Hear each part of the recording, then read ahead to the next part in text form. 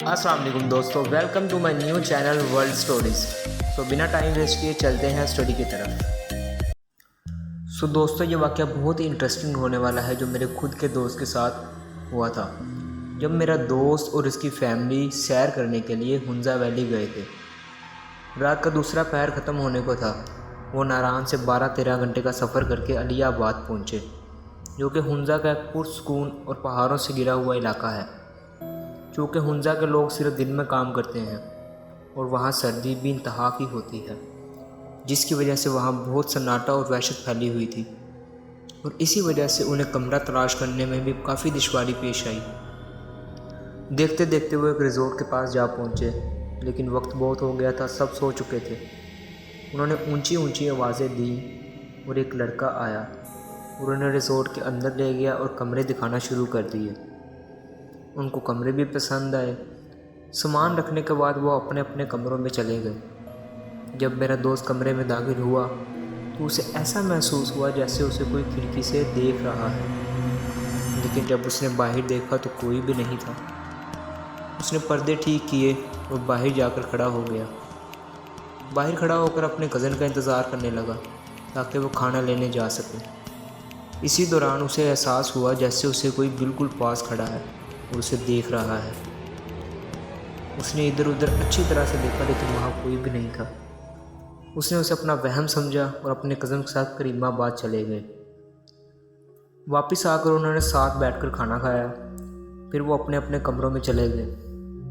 जब मेरा दोस्त अपने कमरे में पहुंचा तो उसने देखा कि उसका सामान जहाँ रखा गया था वहाँ नहीं है, उनकी जगह तब्दील की जा चुकी है और सामान भी सलीके से रखा हुआ है। वो काफ़ी परेशान हुआ और फिर सोचा कि यह काम बेल बॉय का हो सकता है। वो यही सोच रहा था कि अचानक से उसे दरवाज़ा खटखटाने की आवाज़ आई। जब उसने दरवाज़ा खोला तो बाहर इतना सन्नाटा कि अगर एक सुई भी गिरे तो आवाज़ करे। उसने देखा कि उस वाली राहदारी के आखिरी वाला कमरे की बत्तियां जल रही हैं और बाहर एक अदद जूता भी पड़ा हुआ है, जिसे देखकर वो घबरा गया, क्योंकि बेल बॉय के मुताबिक उस मंजिल पर सिर्फ वो ही था।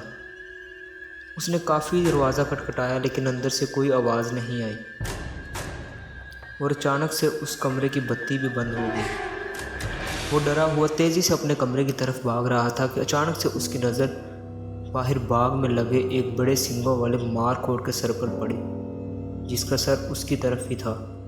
और उसी स्नान में नीचे से एक बिल्ली आई और उसकी तरफ देखते ही बहुत तेज़ी से उसके पास से होती हुई छत पर चली गई, जिसे देखकर उसके रोंगटे खड़े हो गए। जब उसका कज़न आया तो वहाँ पर कोई भी जूता नहीं पड़ा हुआ था।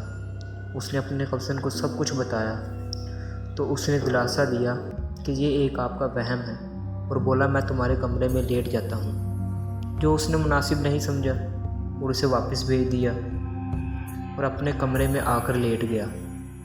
और वो उसी बारे में सोच रहा था कि उसे ऐसा लगा कि जैसे उसके सर पर कोई हाथ फेर रहा है और उसे दबा रहा है। थकावट होने की वजह से उसे काफ़ी सुकून मिल रहा था। वो डर भी रहा था। जैसे तैसे करते उसने रात गुजारी। सुबह होते ही बेल बॉय को बुलाया और तफसीलन सब पूछा, जिस पर बेल बॉय ने बताया कि यहाँ तो ऐसा कुछ भी नहीं है, ये महज आपका वहम है। हम यहाँ कई सालों से हैं, ऐसा कोई वाक़या हमारे साथ या आने वाले मेहमानों के साथ नहीं हुआ। तो मेरे दोस्त ने सोचा कि वो हमारे कमरे छोड़ जाने की वजह से ऐसा कह रहा है, क्योंकि उन दिनों से आप बहुत कम आते थे। और जब उसने सामान का पूछा तो बेल बॉय ने उस पर कहा कि ये काम उसी का है। तब मेरे दोस्त ने उसको अपने कमरे में जाने से बिल्कुल मना कर दिया, लेकिन वो दरवाज़ा खटखटाने और बत्तियां जलने बुझने वाला मामला कैसे भूल सकता था। खैर, उसने दिन गुजारा और रात को फिर से वो अपने कमरे में गया और उसका सामान फिर से सलीके से पड़ा हुआ था, जिस पर उसको बहुत गुस्सा आया कि मेरे मना करने के बाद भी बेल बॉय मेरे कमरे में क्यों आया। चूँकि रात हो चुकी थी तो उसने सोचा अब सुबह पूछूंगा। रात भर फिर किसी ने दरवाज़ा खटखटाया।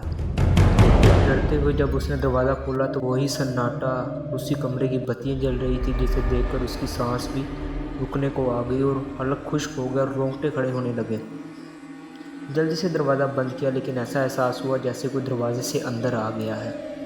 اس نے آیت الکرسی پڑھنا شروع کر دی اور قل شریف بھی پڑھنا شروع کر دیے اور بولا تم جو بھی ہو چلے جاؤ یہاں سے، کیونکہ اسے احساس ہو رہا تھا کہ کوئی چیز تو ہے جو اسے تنگ کر رہی ہے،